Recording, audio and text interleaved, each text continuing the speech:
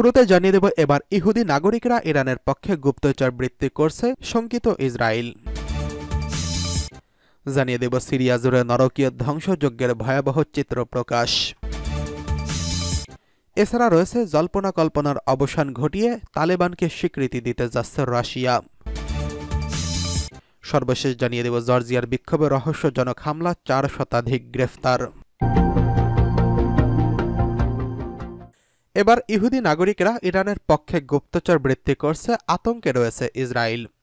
ইরানের হয়ে গুপ্তচর বৃত্তির অভিযোগে 30 জন ইহুদি নাগরিককে গ্রেফতার করেছে ইসরায়েল। পৃথক ঘটনায় বিভিন্ন সময় তাদের গ্রেফতার করা হয়েছে। বিষয়টি ইসরায়েলের মাথা ব্যথার কারণ হয়ে দাঁড়িয়েছে। 4টি ইসরায়েলি নিরাপত্তা সূত্রের বরাতে রয়টার্স এই তথ্য নিশ্চিত করেছেন।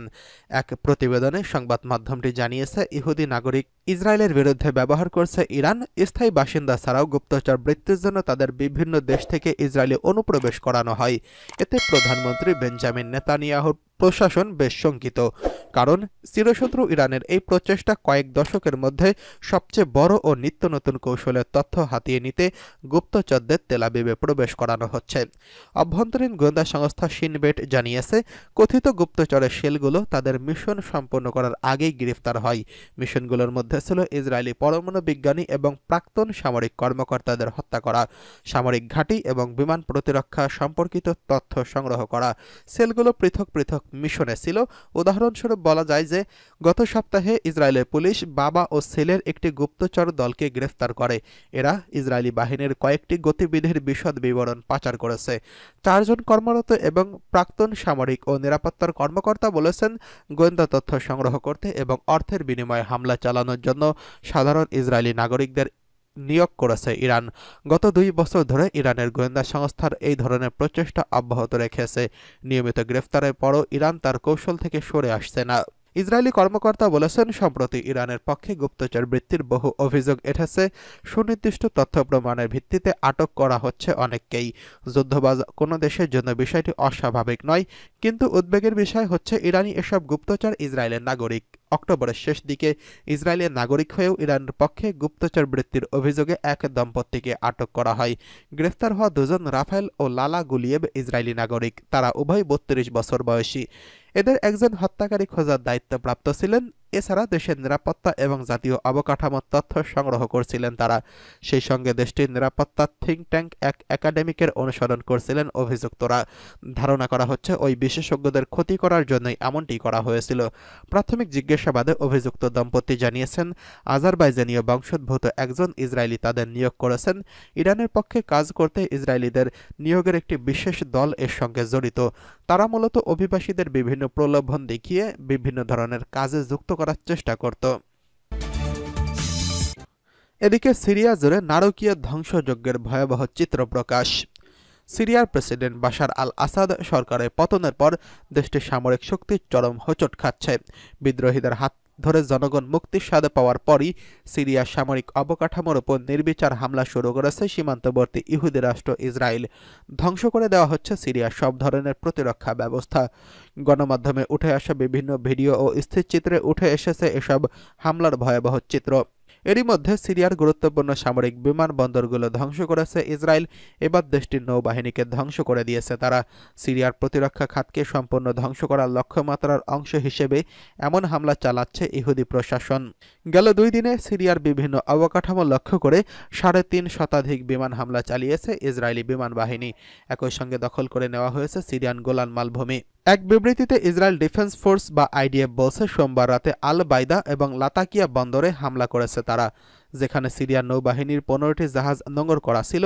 ইসরায়েলের প্রতিরক্ষা মন্ত্রী ইসরায়েল কাৎজ বলেছেন, ইসরায়েলের রাষ্ট্রের প্রতি কৌশলগত যেসব হুমকি আছে সেগুলো ধ্বংসই তাদের লক্ষ্য।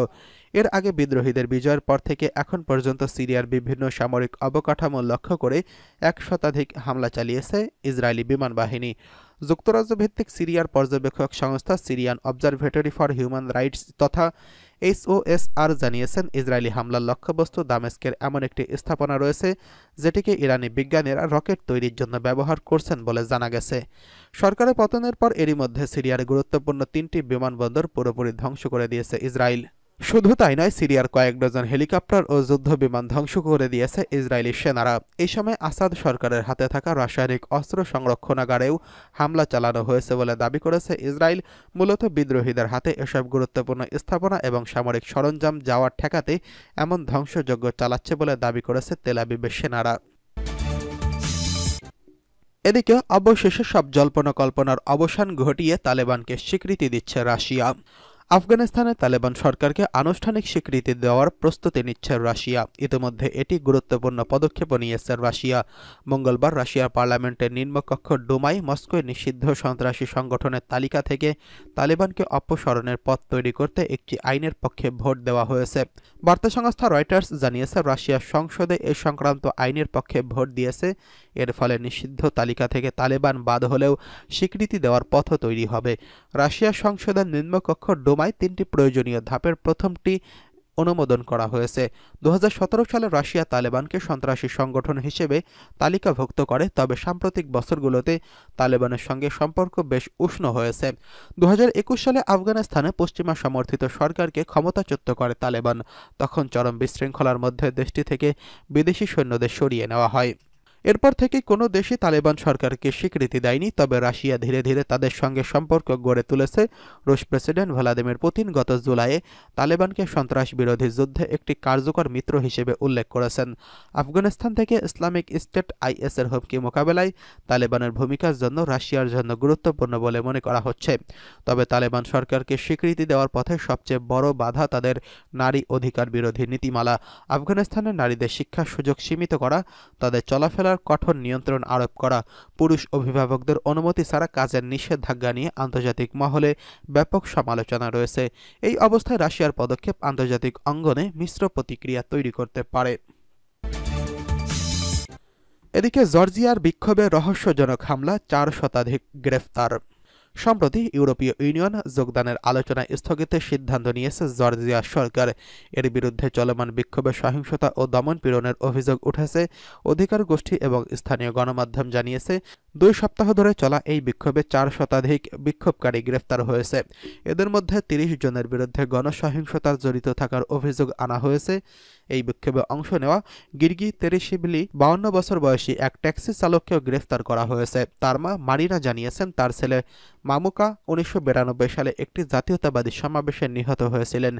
বিক্ষোভকারীরা জানিয়েছেন, পুলিশের টিয়ার গ্যাস এবং লাঠিচার্জের বিরুদ্ধে নিজেদের রক্ষা করার জন্য তারা আতশবাজি এবং অন্যান্য বস্তু ছুড়ে মেরেছে। তবে বিক্ষোভকারীদের উপর হামলার জন্য মুখোশধারী একটি গ্রুপকে অভিযুক্ত করা হয়েছে।